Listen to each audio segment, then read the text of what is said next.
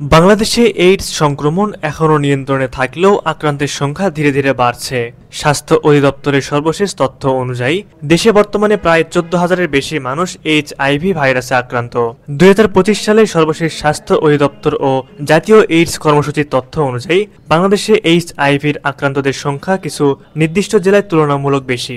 আজকের ভিডিওতে আমরা জানবো বাংলাদেশের কোন 10 জেলায় এইডস আক্রান্ত রোগীর সংখ্যা সবচেয়ে বেশি। চলুন তাহলে কথা না বাড়িয়ে জেনে নেওয়া যাক। নম্বর 10, বগুড়া। উত্তরবঙ্গের অন্যতম সক্রিয় ও জনবহুল জেলা বগুড়া।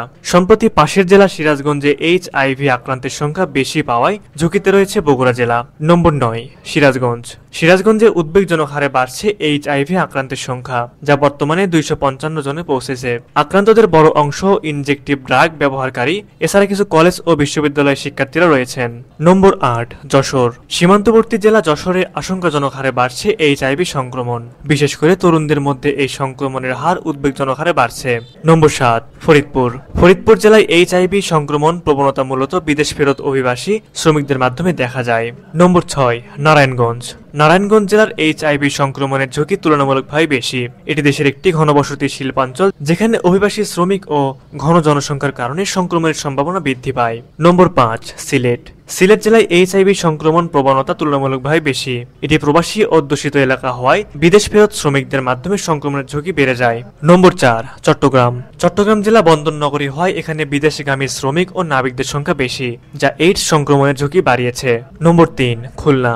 এই জেলায় এইচআইভি আক্রান্তের ঝুঁকি তুলনামূলকভাবে বেশি, কারণ এটি একটি সীমান্তবর্তী এলাকা, যেখানে অভিবাসী জনসংখ্যা ও সীমান্তের মাধ্যমে সংক্রমণ প্রবাহের সম্ভাবনা বেশি। নম্বর 2, কক্সবাজার। কক্সবাজার জেলায় এইচআইভি সংক্রমণ তুলনামূলকভাবে অনেক বেশি, বিশেষত রোহিঙ্গা শরণার্থী ক্যাম্পে ঘনবসতি ও স্বাস্থ্যসেবা সীমাবদ্ধতার কারণে সংক্রমণের ঝুঁকি বৃদ্ধি পেয়েছে।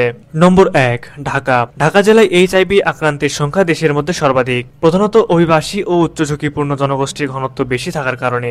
আক্রান্তদের মধ্যে রয়েছেন বিদেশ ফেরত শ্রমিক, যৌনকর্মী, ইনজেকটিভ ড্রাগ ব্যবহারকারী এবং সমকামী পুরুষ। সুপ্রিয় দর্শক, বাংলাদেশে এইচআইভি সংক্রমণ এখনো পুরোপুরি নিয়ন্ত্রণে নেই, তাই সবারই সচেতন থাকা খুব জরুরি।